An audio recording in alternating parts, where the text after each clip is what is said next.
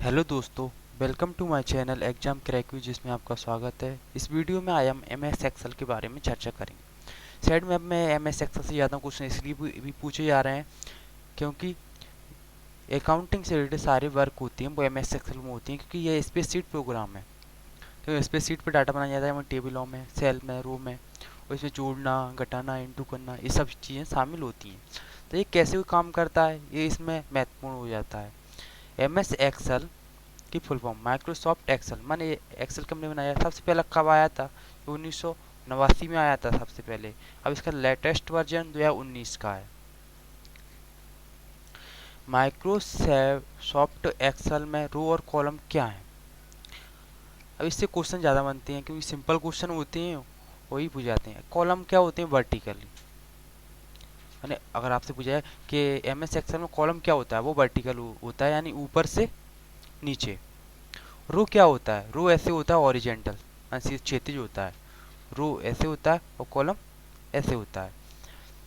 M S Excel में spreadsheet में रो कितने होते हैं? रो होते हैं उसमें 10,000 और 10,48,576 रो होते हैं और 16,384 कॉलम होते हैं।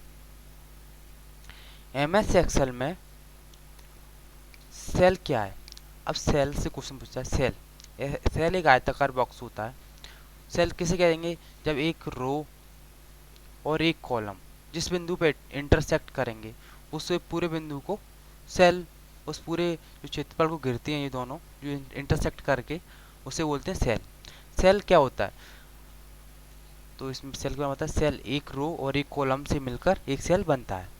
तो अगर आप सेल क्या होता है तो आप बोल सकते हैं एक सेल एक रो और एक कॉलम से मिलकर बनता है। कॉलम में अक्षर ABC से पहचाना जाता है, जबकि रो को 1 2 3 4 से पहचाना जाता है।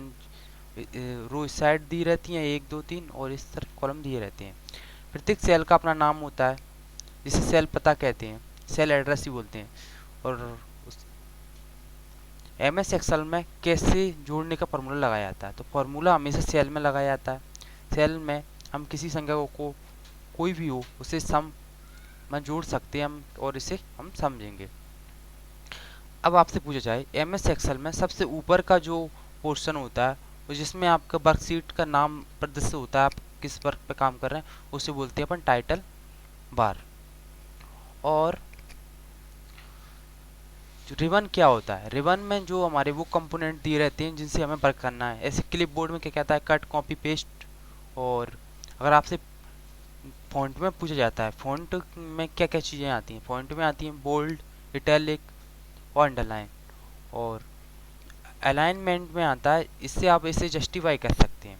माने अगर हमको करेक्टर या वर्डों को एक ही साइड जमा के रखना है, माने इस साइड से रखना है, तो अब तो, तो इस साइड का मीडियम लग जाएगा। और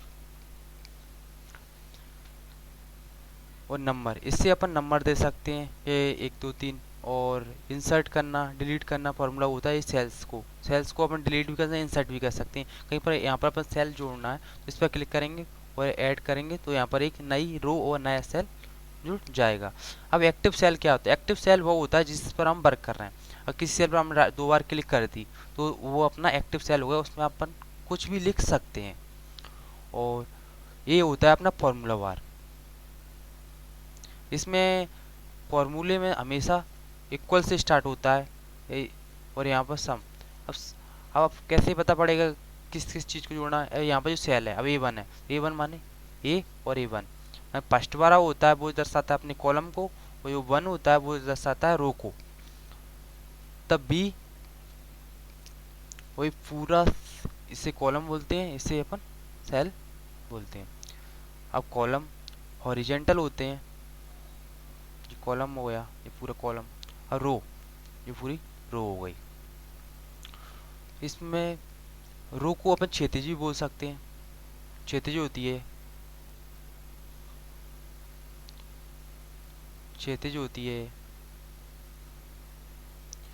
और जे उधर होती है कॉलम। माउस पॉइंटर, किसी भी सेल को अपन एक्टिव करने के लिए माउस पॉइंटर से 2 बार क्लिक कर दे तो वह एक्टिव हो जाता है। अब स्क्रॉल बार होता है।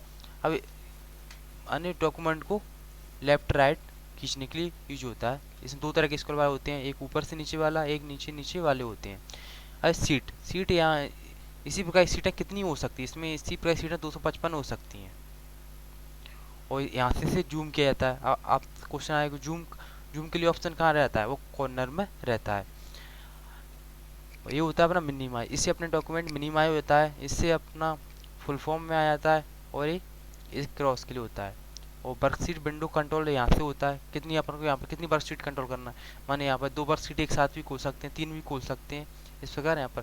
और यहाँ से कितने मीनू होते हैं, अगर आपसे तो इसमें मीनू होते हैं 8 होते हैं, या यहाँ पर 7 दिए हैं, 7 कुछ में 8 भी होते हैं, वैसे इसमें 8 होते हैं। एक हेल्प भी होता है, हेल्प। और फाइल मेनू में कौन कौन से ऑप्शन होते हैं, इसमें आपके लिए होता है new, open, save, save as, ये सब ऑप्शन होते हैं। अगर आपसे पूछा जाए कि आपको किसी स्पेस बनाना है तो क्या लिखेंगे, सबसे पहले आपको लिखेंगे क्रमांक, उसके बाद जिसका नाम और खाता संख्या, ये सब चीज़ें। एक क्वेश्चन ये भी पूछा गया अभी कि बैंक पासबुक होती है, उसमें कितने बॉक्सेस होते हैं, मान कितने बॉक्सेस होते हैं। तो बैंक पासबुक में 8 बॉक्सेस होती हैं, और हर पासबुक में अलग अलग बॉक्सेस होते हैं। आप बता सकते हैं मेरी पासबुक में 8 बॉक्सेस हैं, तो आप अपनी पासबुक में देख भी सकते हैं कितने बॉक्सेस हो सकते हैं। और आपको अब वर्कशीट टैब है, यहाँ स्टेटस बार होगा आप किस वर्कशीट पे काम कर रहे हैं, फर्स्ट पे कर रहे हैं, सेकंड में कर रहे हैं। तो यहाँ पर होगा अपना व्यू बटन, माने अपना कैसा दिख रहा है, अपन जो प्रेजेंटेशन बना रहे हैं या स्प्रेडशीट बना रहे हैं वो कैसा दिख रहा है, उस चीज़ के बारे में बताया जाएगा। अब इंसर्ट, क्या वर्कशीट में आप फोटो इंसर्ट कर सकते हैं, आप फोटो इंसर्ट कर सकते हैं अपन इसमें। पेज लेआउट, पेज का डिज़ाइन कैसा बनाना है आपको, मान A4 साइज बनाना है, ये सब पेज लेआउट में मिल जाएगा आपको। फॉर्मूले में आपको ये फॉर्मूले कई प्रकार के होते हैं, आपको एवरेज लगाना है। अब एवरेज का फॉर्मूला कैसे लगाएंगे आप, एक तो इसके आगे बस इक्वल लगाना है एवरेज में। अब यहाँ पर आपको सेल प्रदर्शित होता है, मान A1 सेल, तो A1 सेल, और आपको कहाँ तक एवरेज निकालना है, माने आपको निकालना है B3 तक, तो B3 लिख दो और आपका एवरेज निकल आएगा। अगर आपसे पूछा जाए कि A1 A5 से B5 में कितने सेल हैं, तो आपको जोड़ेंगे तो उन्हें इंटू कर देते हैं एक को बढ़ा के, तो इसमें आपके सेल होंगे B5, यहाँ पर B5 है, B5 तक कितने सेल होंगे आपके, तो इसमें हो जाएंगे आपके 10 सेल। तो आपको ऐसे जोड़ना आना चाहिए, ये भी क्वेश्चन पूछे जा सकते हैं।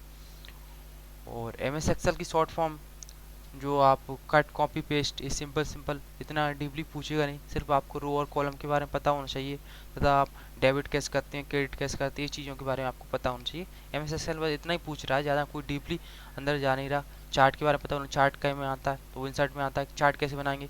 सबसे पहले जिसका अपन को चार्ट बनाना है उसको पूरा सिलेक्ट करना होगा। ऐसे यहाँ से अपन को इसमें डेटा सेव है, उसे पूरे सिलेक्ट कर लेंगे और उस पर चार्ट पे क्लिक करेंगे। आप कैसा चार्ट, कितने चार्ट भी कई प्रकार के होते हैं, जैसे पाई चार्ट होता है, माने गोलाकार। एक स्केटर चार्ट भी होता है, XY चार्ट में भी आते हैं, और बबल चार्ट भी होता है। इस प्रकार कई प्रकार के चार्ट होते हैं इसमें, और इस प्रकार आप इस समझ सकते हैं। और ऐसे क्वेश्चन पूछे जा रहे हैं। अगर आपको हमारा वीडियो पसंद आ रहा हो तो हमारे वीडियो को लाइक और सब्सक्राइब करना ना भूलें।